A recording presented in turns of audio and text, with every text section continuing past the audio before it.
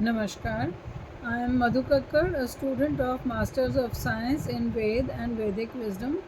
My subject is Yajurveda and the topic is Kathak Sanhita. Kathak Sanhita is one of the Sanhitas of Yajurveda, and Yajurveda is a collection of mantras for performing yajnas. It was compiled for the use of Adhavaryu, a specific type of a priest who is involved in yajnas, and the mantras recited by the performer of the yajna are called yajush, and yajush can be in prose as well as in verse. Now, there are two traditions of Yajurveda. The first one is the Brahma tradition, which is called the Krishna Yajurveda, and the second one is the Aditya tradition, which is called the Shukla Yajurveda. The Sanhitas of the Krishna Yajurveda are a mixture of mantras with their explanations and their applications. Krishna Yajurveda has 4 branches, and Kanthak Sanhita is one of them. And this is the least known branch of the Krishna Yajurveda. This Sanhita is associated with the teachings of Acharya Katha, and so it is properly known as Kathak Sanhita. Vaisambhayana was the first teacher of the Yajurveda, and he had 9 disciples, and Katha was his 8th disciple.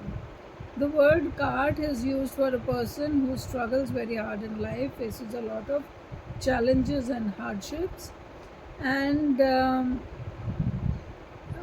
there's a very interesting story about Acharya Katha in the Brahma Puran.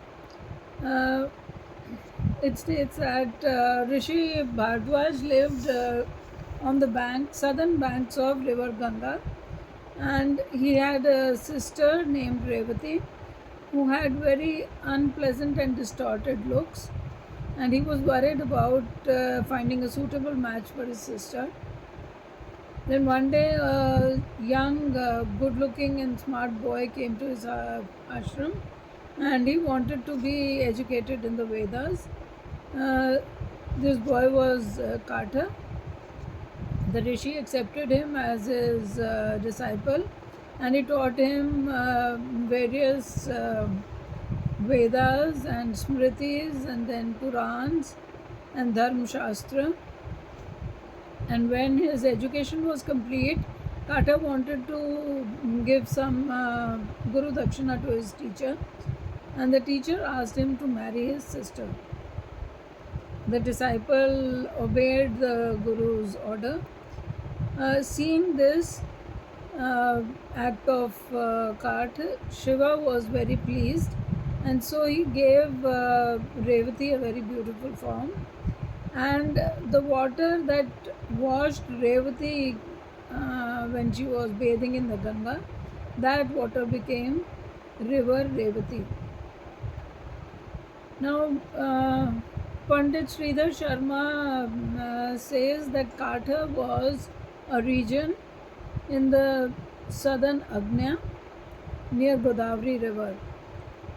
And later on, when Kath Rishi's tradition, his Shishyas expanded, he had 12 branches, and they spread out in different parts of Madhya Desh, that is the central region. And later on, these Shishyas went off to various different countries. The nature of Kathak Sanhita. The Kathak Sanhita is mantra and Brahman oriented. Now, Yajnavalk was a Shishya of Guru Vaishampayana, and under his guidance he had learnt one part of the Krishna Yajurveda, and later on he had a conflict with the Guru, and the Guru asked him to abandon that branch, and he asked 3 of his Shishyas to accept that branch. Now, one of the Shishyas among them was Katha, and the branch that they adopted is said to be the Taittiriya Sanhita, and the part that Kathar had accepted is the Kathak Samhita. Now, this Samhita has Anuvak, which in the mantra section there are 206 Anuvak, and in the Brahman section there are 287 Anuvaks, and 5 Anuvaks of the mixed section. Now, in the arrangement of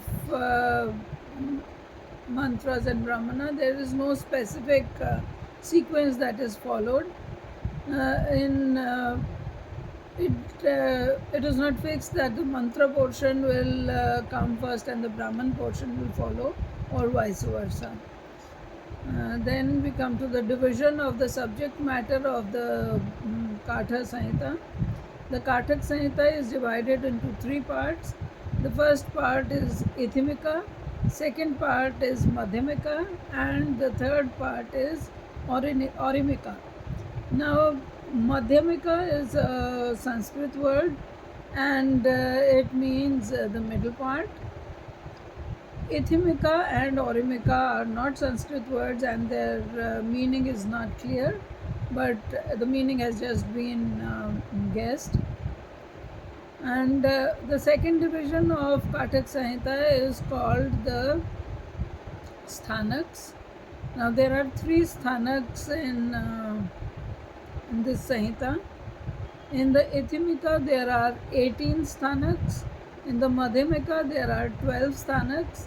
And in Aurimika, there are 10 Sthanaks. After these 3 sections, there is an independent 4th section which is called Ashwamedh, and it has 13 subdivisions called the Anuvachan. Then after this, there is an independent section of Yajna Vakyas between Aurimika and the Ashwamedh, and these sections are called Granthas. So the Kathak Samhita has 5 Granthas. The subdivisions of the first 3 sections are called Sthanaks, and the subdivision of Ashwamedh are called Anuvachan, and they all have got clear names based on the theme of the Kathak Samhita. This Samhita discusses 20 yajnas, the major yajnas, and like Darshapuranmasya, Agnihotra Hom, Vajpayee, Chaturmasyani, Sautramani, Ashwamedh, etc. Now we come to the prosody feature of the Kathak Samhita. Prosody means Swarankan, or it is the rhythm or the poetic meter. It means the pitch, accent similar to high, low, and the falling pitch that are used in Vedic chanting and recitations. Now, this is the only Samhita which has prosody, but in all the editions of this Samhita published till today, it is missing in many parts. Some portions of the Sthanaks and the Anuvaks have the rhythm, while others don't have.